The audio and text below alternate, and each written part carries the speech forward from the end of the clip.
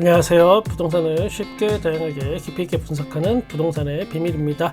지난 영상에 이어서 서울 공공분양 사전청약 그리고 또 3기 신도시 사전청약에 대한 이야기를 이어가 보겠습니다. 서울 공공분양 사전청약 수방사 부지 전용 면적 59제곱미터의 예상 분양가가 7억대로 알려져 있습니다.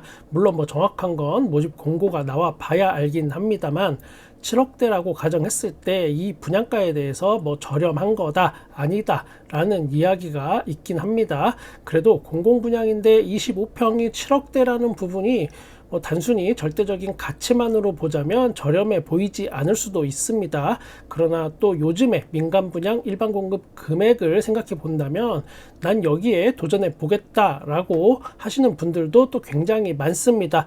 어찌됐건 높은 경쟁률은 확실해 보입니다. 나는 서울 아니면 절대 관심이 없어 라고 하시는 분들은 어쩔 수 없지만 저는 3기 신도시 사전청약과 여기 서울의 공공분양을 투트랙 전략으로 가시라고 추천하고 싶습니다. 투자금 대비 수익률은 3기 신도시도 만만치 않을 수 있습니다. 그리고 3기 신도시 꼭 공공분양만 있는 건 아닙니다.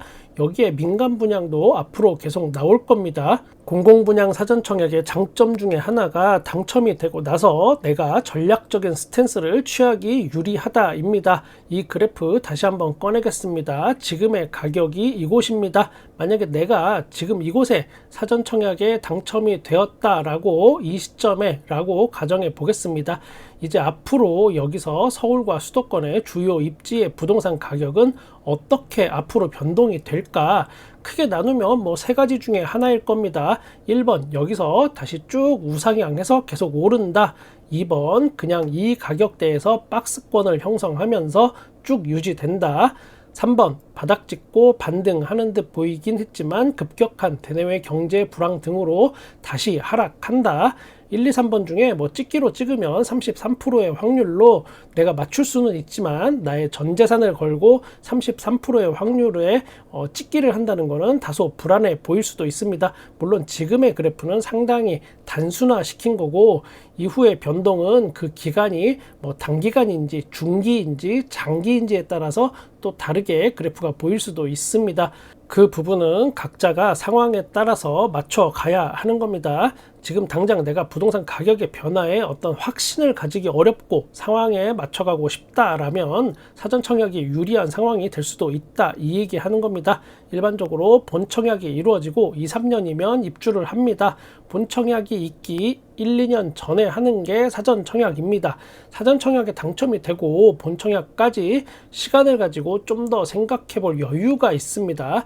만약 1번처럼 계속 우상향해서 가격이 오른다는 방향성이 확인되면 그냥 본청약에 청약하고 입주하시면 되는 겁니다.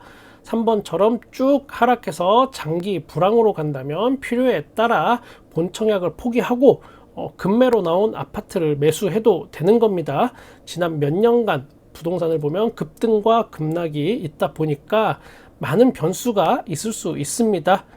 뭔가 어마무시한 고급화 전략은 아닐지라도 시대의 흐름에 맞춰갈 수 있는 시간이 좀 더 있다라는 측면에서는 이게 굉장한 장점이 될 수도 있습니다. 또한 사전청약은 입주까지 시간이 4년, 6년, 7년 정도 걸릴 수 있습니다. 지금 당장 많은 돈을 모아놓지 못했다 해도 입주까지 내 돈을 더 모아볼 시간적 여유가 나한테는 있습니다.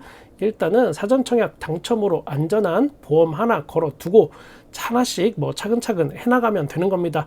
꾸준히 부동산 시장의 변화를 읽어가고 있다면 여러분께 반드시 좋은 날이 오고 성공적인 내 집 마련의 기회가 여러분 손에 잡힐 수 있습니다.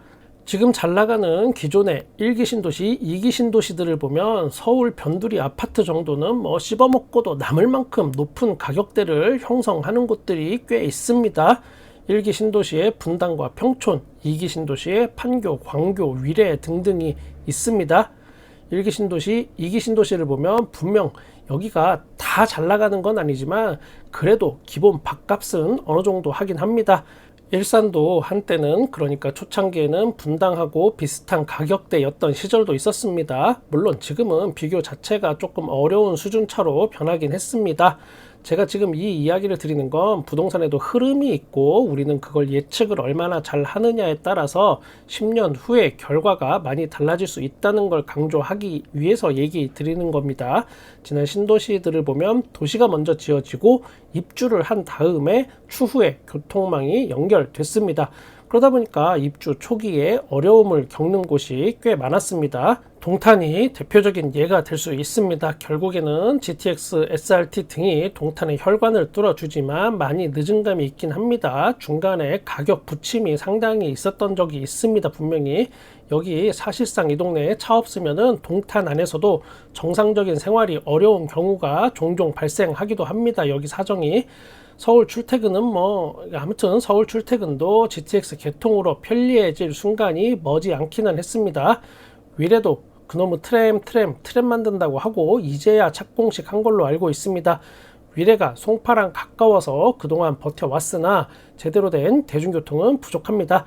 위례 신사선이 유일한 해법인데 이것도 추진한 지 15년 만에 올해 착공을 할지 어떨지 이것도 지켜봐야겠습니다. 아무튼 위례 신사선이 뚫린다면 분명한 혜택이 있을 것으로 예상이 됩니다. 강남까지 대중교통의 진출이 굉장히 좋아집니다. 그러나 알려진 바에 따르면 세량짜리 그러니까 경전철인데 정원이 270명입니다. 여기 위례에 인구가 얼마나 많은데 그리고 이것 타고 강남으로 출퇴근하려는 사람이 얼마나 많은데 정원 270명짜리면 이게 효과가 있나 이게? 제가 지난 신도시의 교통 문제를 이야기한 이유가 있습니다. 지난 1기, 2기 신도시들이 입주하고 나서 한참 지난 후에 10년, 20년 후에 대중교통이 완성이 되고 서울로 진출이 쉬워지는 경우였다면 3기 신도시는 목표 자체가 선교통망 확보 후 입주라는 점입니다. 물론 살다 보면 계획대로 다 되는 건 아닙니다. 그리고 워낙 정치인들이 허풍이 심한 편이라서 우리가 의심도 해봐야 합니다.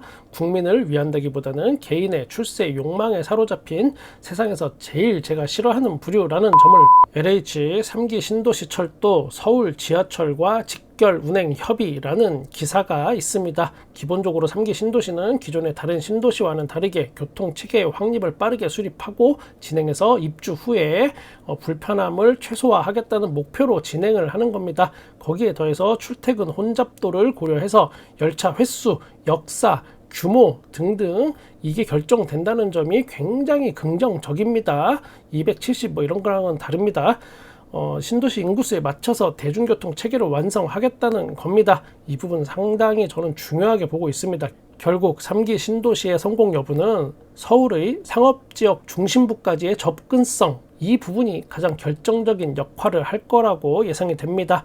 다들 아시겠지만 간단하게 정리하면 하남 교사는 지하철 3호선 연장으로 강남까지 접근성이 높아지고 고양 창릉은 GTX-A 그리고 고양 은평선 요 서부선 연결로 서울에 출퇴근이 쉬워집니다.